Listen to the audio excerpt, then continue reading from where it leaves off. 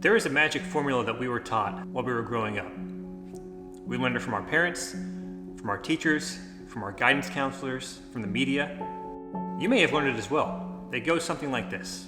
In order to be successful, you have to work hard, get good grades, go to college, and get a good job. And then some people tack on save money and invest in the stock market at the end.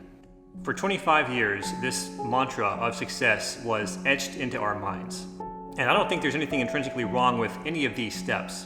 But if I had to pinpoint one thing that throughout my entire life has continually prevented me from becoming financially successful, it would be the psychological roadblock that has resulted from following this. Let us explain by going through each of these steps. First, working hard. We both believe that's a great thing, and it builds mental endurance and it's great for the soul. However, does hard work guarantee success? For both of us, we don't think so. And if you're unsure of this, just ask yourself two questions. Do you work hard? And if so, are you in the place you want to be financially? In Brittany's and my case, we're nowhere near where we want to be financially, and we work our butts off every day. Now, we do agree that hard work is kind of a prerequisite to success. However, the work needs to be done in a specific direction. It needs to be directed towards solving a problem either within your own life or something you see around you that other people are experiencing. And unfortunately, that part of hard work is not usually included in the formula. Yeah, that's usually not what you're taught.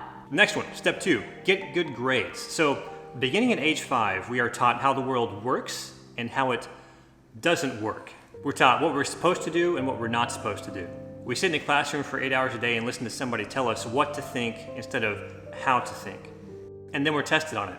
We are educated to rely on other people to tell us what to do in order to live our lives, instead of developing our own critical thinking and creative skills so we can make decisions on our own. Failure is one of the biggest things we are taught to avoid. So why should we get good grades? Well, so we don't fail. So we're not looked down upon. So we can move to the next grade level. So we can go to college. Beginning in kindergarten, we are taught that success happens when we don't fail. We're also taught it is directly correlated to going to college. Now, why do you need to go to college? Surely the vast majority of you watching, if not all of you watching, have heard the same thing from at least 3 people throughout your life, and that is, you need to go to college so you don't have to work at McDonald's the rest of your life, or Burger King, or fill in the fast food minimum wage place of your choosing. You need to go to college so you don't fail. Reiterating what we've been taught from grades 1 through 12. Which, as a side note, is actually pretty insulting to the ones that actually work at those places. Yeah. This is why I stayed in college for 9 years working on a bachelor's degree, even though I hated every minute of it. I believed that if I didn't graduate, I was going to be looked down upon by society, my family, my friends. I wasn't going to amount to anything. I was going to be a failure. And I believed that I would need to graduate so I could get a good job, which is the next part of the formula. So why are we pressed to get a good job and go work for someone else? For us, we were taught and heard multiple times that getting a good job was the only secure way to make a lot of money. For example, we were told it would get us great benefits, 401ks, health insurance, you name it, you'd get it. And you were getting a consistent paycheck every week, every 2 weeks, however they had it set up. And this gave a lot of certainty and security in life. Here's what happens at a job though, is that you are allowing the same thing to happen that happened throughout your grades 1 through 12 in college. And that is, you're allowing somebody else to tell you what to do and how to do it for 8 hours a day. And I know there's some variation and different levels of autonomy you have with different jobs, but in general, this at least is the case for Brit and I.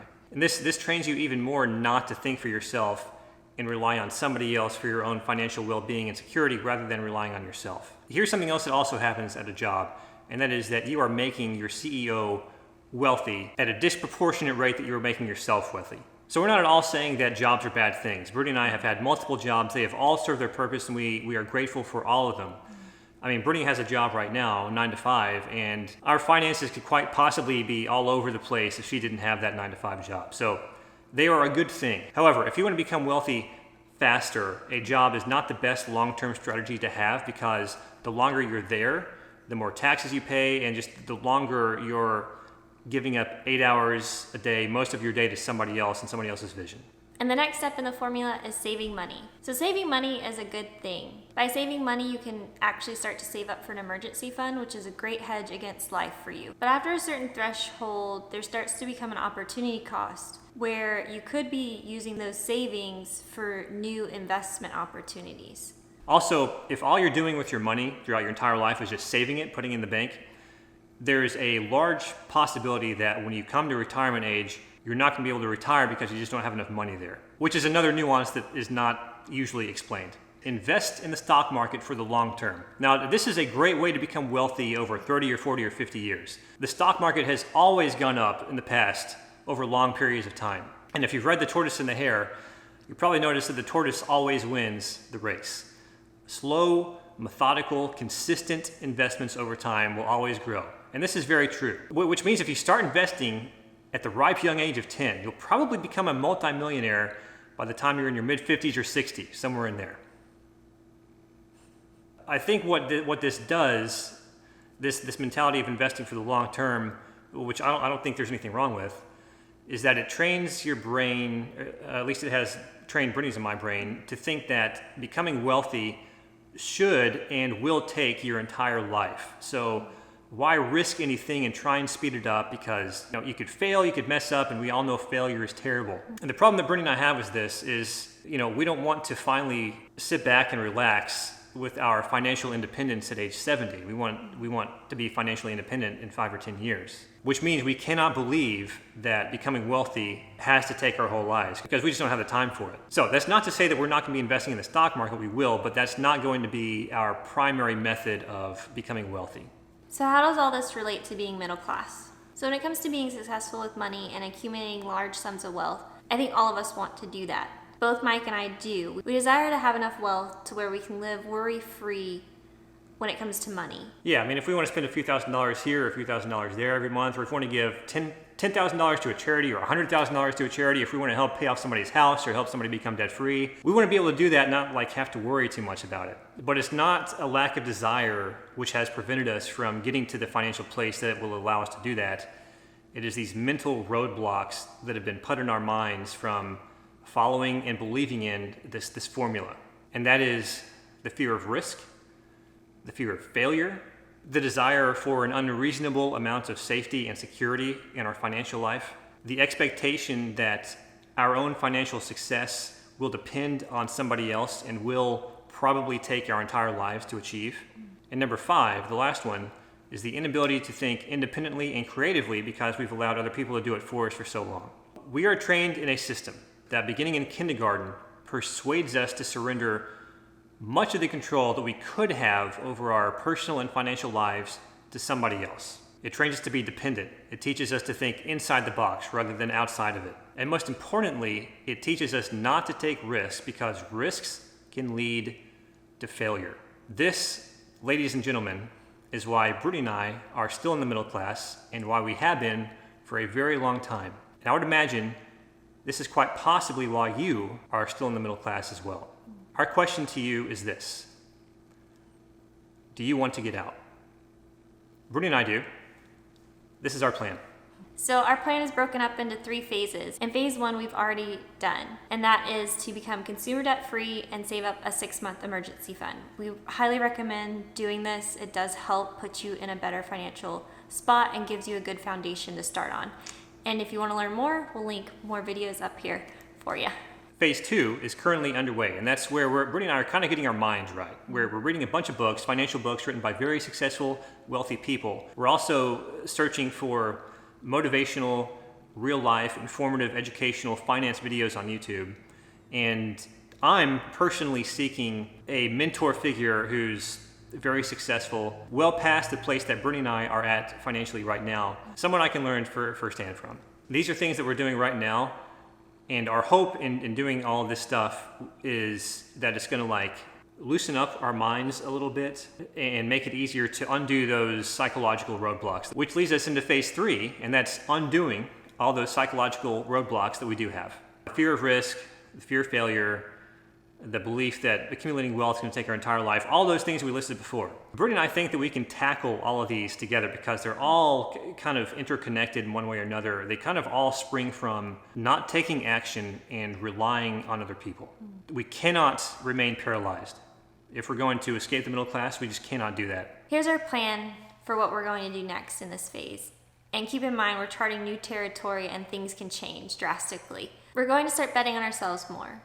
We're going to be investing in ourselves and in new business ventures. This YouTube channel and our website are kind of the very beginning of all that, but that's not all we plan on doing. We plan on doing more. We're going to start small, kind of gradually build up. Things may not work at first. We may fail. We may lose a little money. If we fail, we fail. If we lose money, we lose money. We just can't stay here paralyzed anymore. And if we fail, we're going to learn. And the more we learn, the more experience we get, and the more our self-confidence goes up. And the better we become at what we're doing. The key thing here is we have to take action. We can't remain paralyzed. We have to get out of this mentality that we have that's making us play things just way too safely with our money.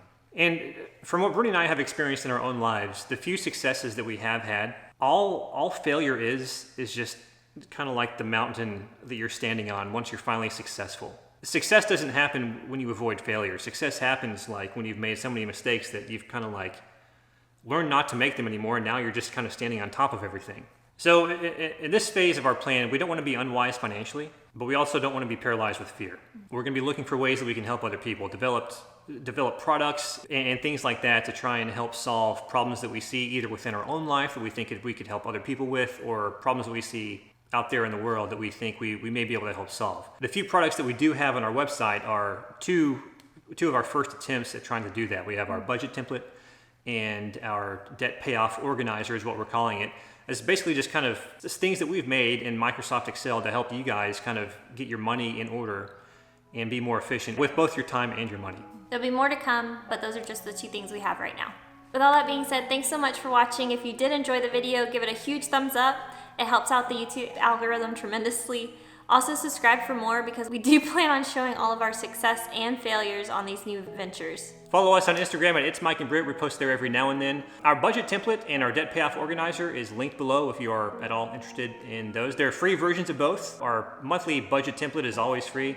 There's a free version and a paid version of our debt payoff organizer. So if you're kind of in the beginning of your debt-free journey and you want some help getting organized, that's what that is all about. I'll link those in the description. Also, if you want a free stock, grab one with our Robinhood link, also in the description. With that being said, thanks again for watching, guys. We'll see you next time. Bye.